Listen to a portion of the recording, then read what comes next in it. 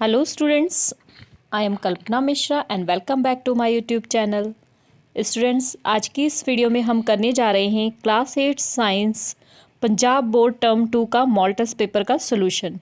ये आपके session 2021 and 22 का है। तो चलिए स्टार्ट करते हैं।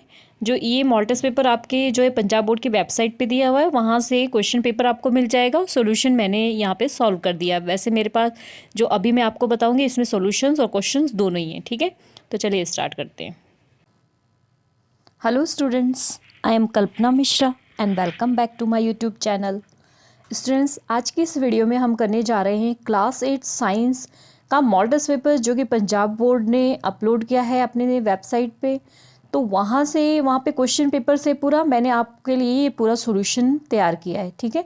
तो चलिए देखते हैं। तो आपका ये जो मॉडल टेस्ट पेपर है टर्म 2 का है, 2021 और 22 की एग्ज़ाम के लिए, जिसमें आपका मैक्सिमम मार्क्स जो है 35 का पेपर होगा। और टाइमिंग वहाँ पे शो नहीं की हुई थी। वैसे आपकी टाइमिंग 1.5 आवर्स या 2 आवर्स ऐसे कुछ होगी, आप पता लग जाएगा थोड़े दिनों में। और इसमें सबसे पहले क्वेश्चन हमारे 4 क्वेश्चन हो गए 2 मार्क्स के पार्ट ए में, ठीक है। तो चलिए स्टार्ट करते हैं। Question number 1। Question number 1, describe the characteristic and use of Coke. Coke को डिस्क्राइब करना है और उसके यूजेस भी बताने हैं, उसके कैरेक्टरिस्टिक बता के उसके यूजेस बताने हैं। तो सबसे पहले हमारे पास कैरेक्टरिस्टिक देख लेते हैं, आखिर कोक के कैरेक्टरिस्टिक क्या होते हैं। It is an almost pure form of the carbon. ये कार्बन की ऑलमोस्ट प्योर फॉर्म होती है। दूसरा, it is a tough black and porous substance. ये बहुत ज़्यादा हार्ड ब्लैक कलर का और पोरस छोटे छोटे छेद जैसा सब्सटेंस होता है। It is made by heating coal in the absence of air. इसको बनाया जाता है कोल को हीट करके जब एयर की एब्सेंस होती है उसमें। It burn without producing any smoke. जब ये जलता है तो कोई स्मोक नहीं प्रोड्यूस होता है, इसीलिए प्योर फॉर्म कोल की मानी जाती है, ठीक है। चलिए यूजेस देखते हैं इसके। यूजेस क्या हैं।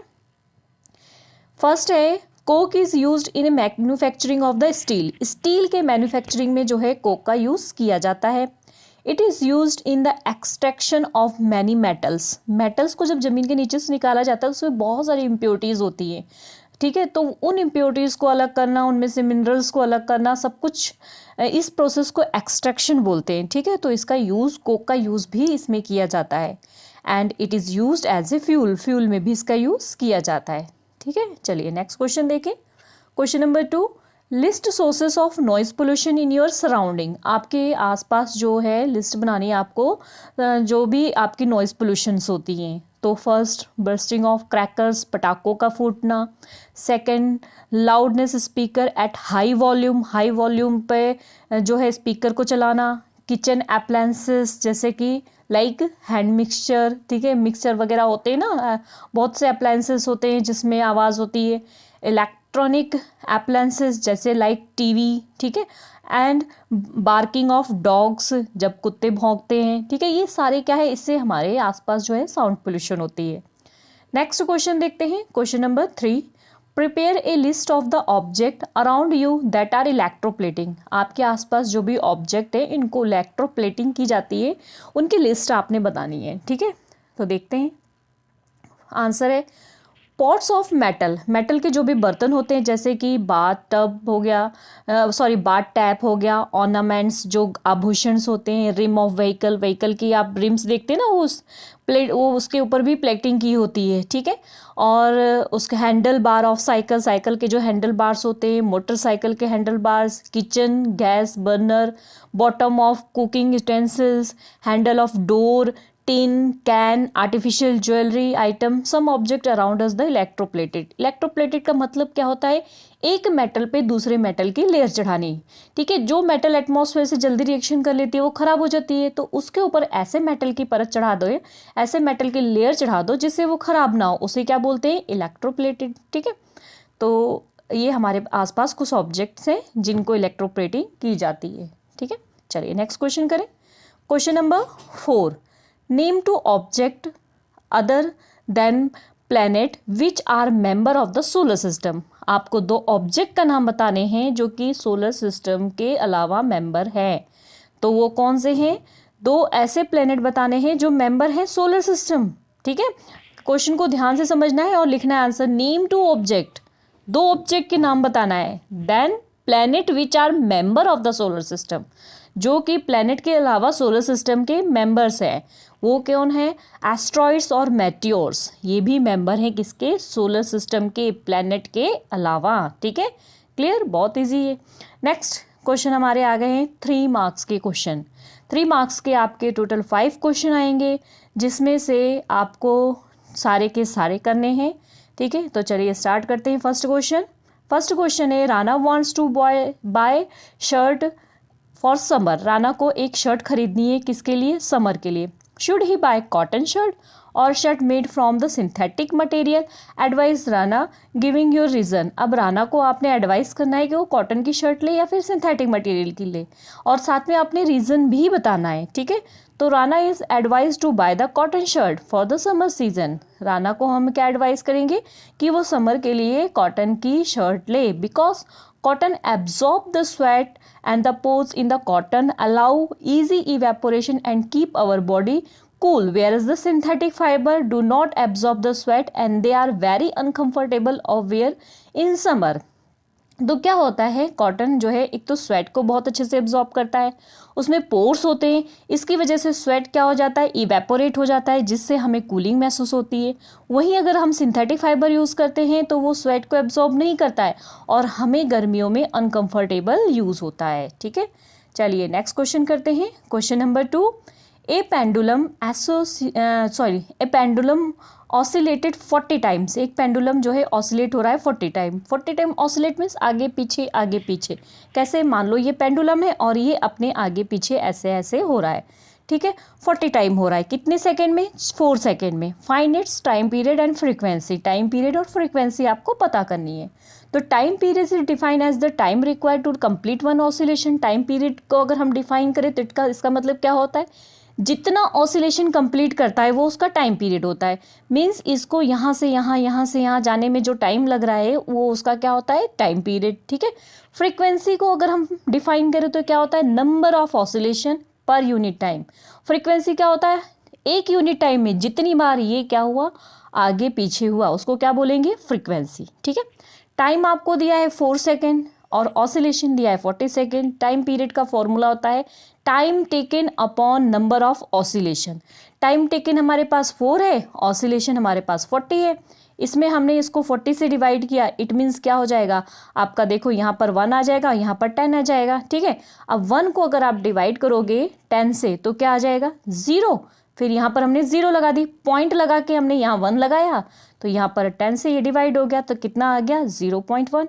ठीक है, ये 0.1 टाइम पीरियड निकाला, इसलिए क्या आएगा? सेकेंड में। ठीक है, नेक्स्ट है फ्रीक्वेंसी निकालनी है। फ्रीक्वेंसी का फॉर्मूला होता है number of oscillation upon time taken.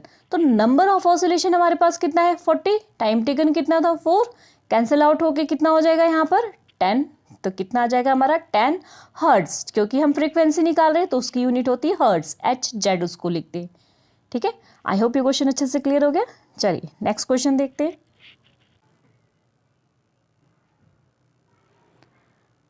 Next question, suggest 3 measure to protect our self from the lighting. हमें 3 तरीके से ऐसे बताने हैं जो हमें क्या कर सकती है? लाइट से प्रोटेक्ट कर सकती है। ठीक है, तो देखते हैं। There 3 measure to stay protect from the lighting are: first, stay indoor और अंडर कवर्ड एरिया। क्या सबसे पहला काम करना है? अंदर रहना है और कवर्ड एरिया में रहना है। ठीक है, अगला, don't take bath during the lighting. Lighting के समय नहाना नहीं चाहिए। Avoid any contact with running water. जो भी पानी चलता हुआ हो उसको अवॉइड करना चाहिए। नेक्स्ट, थर्ड पॉइंट है, we should not use TV और phone during the lighting. Lighting के समय टीवी और फ़ोन को भी यूज़ नहीं करना चाहिए। क्यों नहीं करना चाहिए? क्योंकि इसमें जो है चार्जेस को अट्रैक्ट करने की कैपेसिटी ज़्यादा होती है। ठीक है, इसीलिए। नेक्स्ट क्वेश्चन है question number 4, what is a constellation? Name any 2 constellations. Constellation क्या है और 2 कॉन्सलेशंस के नेम बताने। तो the forming of a group of a star in a recognisable shape is called the constellation. जब जो स्टार्स होते हैं ना, वो आपने देखा होगा एक ग्रुप में रहते हैं और उसके बाद एक अलग अलग सी जो है स्ट्रक्चर्स फॉर्म करते हैं, उसे क्या बोलते हैं, कॉन्स्टलेशन। ठीक है, फॉर एग्जांपल हमारे पास कौन कौन से कॉन्स्टलेशन है, उर्सा मेजर जिसको ग्रेट बियर भी कहते हैं, ओरियन, लियो मेजर। ठीक है, ये हमारे कॉन्स्टलेशंस हैं। Next question number 5, what are the difference way in which water get contaminate. आप डिफरेंट वे बताओ जिससे पानी क्या होता है, गंदा होता है। तो water get contaminate by following untreated sewage, sewage को अगर ट्रीट नहीं किया जाए, साफ सुथरा ना किया जाए तो practice of the bathing and washing near A water body, water body के आसपास जो है उसकी नहाया जाए, कपड़े धोए जाए, ठीक है, या कोई भी चीज़ वॉश की जाए तो वाटर बॉडीज़ खराब होंगी, गंदी होंगी। ठीक है, उसके बाद practice of the cremating and dead bodies near river bank, जो रिवर बैंक नीचे है वहाँ पर डेड बॉडीज़ वगैरह फेंकने से भी होता है।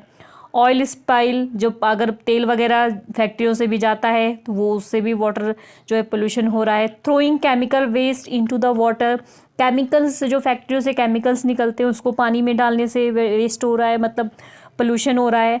And 6 dumping agriculture waste into water, जो एग्रीकल्चर वेस्ट होते हैं उनको भी वाटर में डालने से वो भी क्या हो रहा है, वाटर पोल्यूट हो रहा है। नेक्स्ट हमारे आ जाते हैं 4 मार्क्स के क्वेश्चन, और 4 मार्क्स के 3 क्वेश्चन आएंगे। 3 क्वेश्चन में आपस में इंटरनल चॉइस होगी, मीन्स जिस लेसन से आपका एक क्वेश्चन है उसी लेसन से दूसरे क्वेश्चन की चॉइस होगी। जैसे कि फर्स्ट क्वेश्चन है हमारा चैप्टर नंबर 5 से कोल एंड पेट्रोलियम से, तो इसके ऑप्शन में जो क्वेश्चन आएगा ना वो भी इसी कोल एंड पेट्रोलियम से ही आएगा। ठीक है, तो explain process of the formation of petroleum. Petroleum was formed from the organism living in the sea, petroleum कहाँ से फॉर्म्ड होता है, जो लिविंग ऑर्गेनिज्म समुद्र में रहते हैं ना उनसे। As the organism died there the body settle at the bottom of the sea and got covered with a layer of और सैंड। तो क्या होता है कि जब ये ऑर्गेनिज्म जो समुद्र में रहते हैं उनकी डेथ हो जाती है तो वो समुद्र में रेत के नीचे नीचे नीचे नीचे क्या होते जाते हैं, दबते जाते हैं और उनके ऊपर रेत की मिट्टी की लेयर चढ़ती जाती है।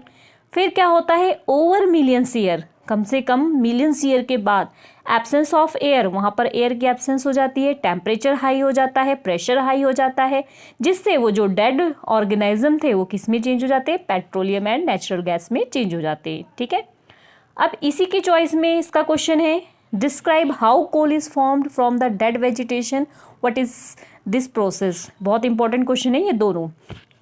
तो dead remain of the plant got buried under the earth million of year ago. देखो पेट्रोलियम जो था लिविंग थिंग्स से था, लिविंग ऑर्गेनिज्म से था जो सी में रहते थे। अब कोल क्या होता है, वो पेड़ पौधों से बनता है। ठीक है, तो dead remaining of plant got buried under the earth millions of year एगो, मिलियंस ईयर एगो पहले कभी किसी कारण से पेड़ पौधे जमीन के नीचे दब गए होंगे। ठीक है, तो due to intense heat and the pressure inside the earth they got covered into the coal. तो अब क्या हुआ, वो नीचे जब दबे तो वहाँ पर हीट की ज़्यादा हुआ, प्रेशर ज़्यादा हुआ। ठीक है, इसकी वजह से वहाँ ऑक्सीजन भी कम हो गया और इसकी वजह से वो सारे जो पेड़ पौधे थे वो किस में चेंज हो जाएंगे, कोल में। This the process of the, अब अच्छा ये तो हमने बता दिया कोल कैसे फॉर्म्ड होगा, अब हमें बताना है कि इस प्रोसेस को क्या कहते हैं। तो the process of conversion of dead remain of plant into coal is called carbonization. आपका क्वेश्चन ऐसे भी आ सकता है, व्हाट इज कार्बोनाइजेशन। ठीक है, तो यहाँ पर जो प्रोसेस है, जो मिलियंस ईयर लग रहे हैं प्लांट्स को किस में चेंज होने में, कोल में चेंज होने के, तो उसी प्रोसेस को हम क्या बोलते हैं, कार्बोनाइजेशन। ठीक है, next question, question number 2, what are the sex hormones, why are they named so and state their function। आपको सेक्स हार्मोन क्या होते हैं ये भी बताने हैं, उनके नेम भी बताने हैं और उनके फंक्शन भी बताने हैं। ये चैप्टर 10 से है। अगला जो चॉइस का क्वेश्चन होगा आपका वो भी चैप्टर 10 से ही होगा। ठीक है, तो चलिए सबसे पहले हम पहला क्वेश्चन को कर लेते हैं। What are the sex hormones, means these hormones are produce in male and female under the influence of the action of the pituitary gland. Sex hormone in the male testosterone and the sex hormone of the female estrogen. ठीक है, mail में कौन सा है ये याद रखना है आपने और फीमेल में कौन सा है। ठीक है, the sex hormone are the responsible for the fundamental change into the growth and development is the stimulate the development of the secondary sexual character। और जो ये हार्मोन्स होते हैं इनकी वजह से जो सेकेंडरी सेक्सुअल कैरेक्टर्स आते हैं, जैसे कि फेस में पिंपल्स आना, हाइट इंक्रीज होना, ठीक है, तो ऑलमोस्ट जो भी चेंजेस आते हैं सेकेंडरी सेक्सुअल कैरेक्टर, ये सब इन ही हार्मोन्स के कारण आते हैं, ठीक है। तो first testosterone hormone, this hormone function in male and bring out the growth of the development of testis. इसकी वजह से टेस्टिस डेवलप होती है और ये हार्मोन जो है जब रिस्पॉन्सिबल होता है किस लिए, अपेयर टू बियर और द हॉर्नेसेस, मीन्स दाढ़ी और मूछ के, और उसके बाद वॉइस भी क्या हो जाती है, चेंज हो जाती है मेल में। फीमेल में इन हार्मोन के फंक्शन से क्या होता है, develop of the secondary sexual character से क्या होगा कि enlarge the breast and the develop of the reproductive organ, breast develop हो जाते हैं और रिप्रोडक्टिव ऑर्गन क्या होते हैं, डेवलप हो जाते हैं, ठीक है। नेक्स्ट इसके चॉइस में आपका क्वेश्चन है डिफाइन एडोलेंसिस। इसका क्या है, the period of life when the body undergoes change the leading to reproductive maturity is called the adolescence. देखो एडोलेंसिस क्या होता है, ऐसा लाइफ पीरियड जिस टाइम में आपकी बॉडी में चेंजेस आ रहा है उसको बोलते हैं, और वो कब तक होता है, 11 से 19 ईयर तक। नेक्स्ट इसके ऑप्शन में 2 है, मीन्स सबका ये अकेला क्वेश्चन जो होगा ये 4 मार्क्स का होगा, और इसके चॉइस में आपके ए और बी करके 2 क्वेश्चन दिए हुए हैं, ठीक है, दोनों 2-2 मार्क्स के होंगे क्योंकि बहुत छोटा था ना आंसर इसका।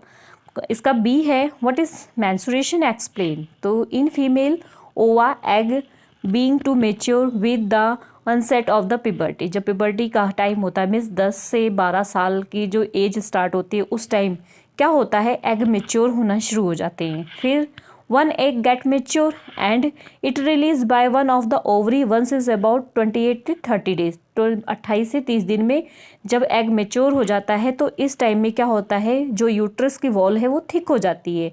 अगर एग फर्टिल हो गया तब तो ठीक है, नहीं फर्टिल हुआ तो क्या हो जाता है, या अगर फर्टिल हुआ तो वो डेवलप हो जाता है और इसका रिजल्ट प्रेगनेंसी होती है। लेकिन अगर फर्टिल नहीं हुआ तो क्या होता है कि ये एग की जो यूट्रस की वॉल होती है उसको थिक कर देती है और उसके बाद ये ब्लड वेसल्स के थ्रू क्या हो जाती हैं, शट ऑफ हो जाती हैं, ठीक है। तो this cause bleeding in women और इसे क्या कहते हैं, मेंस्ट्रुएशन, और ये 28 से 30 दिन में होता है।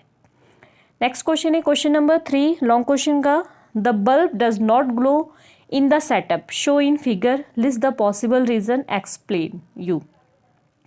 तो यहाँ पर आपको फिगर दिया हुआ है और इस फिगर में पूछा हुआ है कि ये जो बल्ब है ये ग्लो क्यों नहीं होता है, इसके आपको रीज़न बताने की क्या हो सकता है, इसमें क्या कमी हो सकती है कि जो ये बल्ब ग्लो नहीं होता है इस सेटअप में, ठीक है। तो ये देखो आप ये फिगर, यहाँ पर इस फिगर में आप देख के बता सकते हो कि ये बल्ब अगर ग्लो नहीं हुआ तो क्या क्या हो सकता है।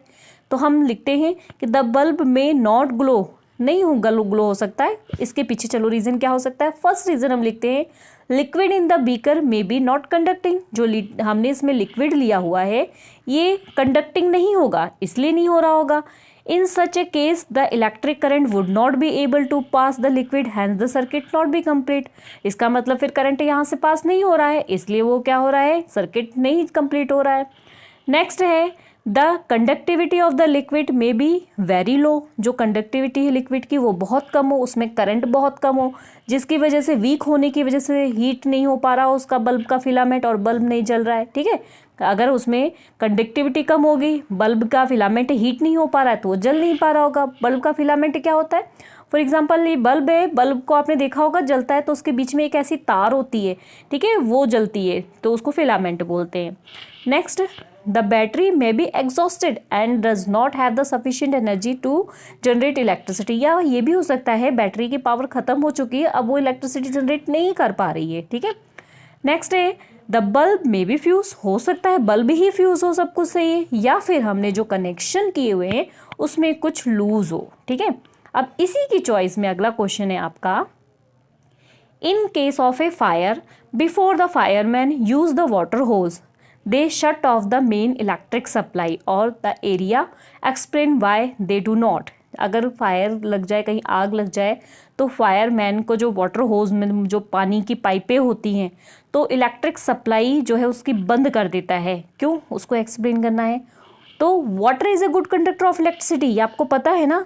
सो if the electrical supply of the area is not shut off, अगर वो नहीं करेगा तो क्या होगा, water is spread over electrical appliances, then the electricity may pass through the water and harm the fireman. तो वो पानी के थ्रू इलेक्ट्रिक अप्लायंसेस पे अगर पानी गया वहाँ के थ्रू वो करंट कंडक्ट होगा और फायरमैन को क्या हो जाएगी, आग लग जाएगी, ठीक है, मतलब करंट लग जाएगा। Therefore in case of fire the fireman shut off the main electric supply for the area before they use the water hose. इसीलिए वाटर होस का यूज़ करने से पहले वो सबसे पहले क्या करते हैं, वहाँ की इलेक्ट्रिकल सप्लाईज को बंद करते हैं, ठीक है, समझ आ गई बात। तो आई होप ये आपके मॉडल टेस्ट पेपर के क्वेश्चन सारे आपको अच्छे से समझ आ गए हैं। तो प्लीज़ वीडियो को लाइक जरूर कर देना, चैनल पे नए व्यूवर्स हैं तो चैनल को सब्सक्राइब कर देना। मिलते हैं नेक्स्ट वीडियो में, बाय बाय।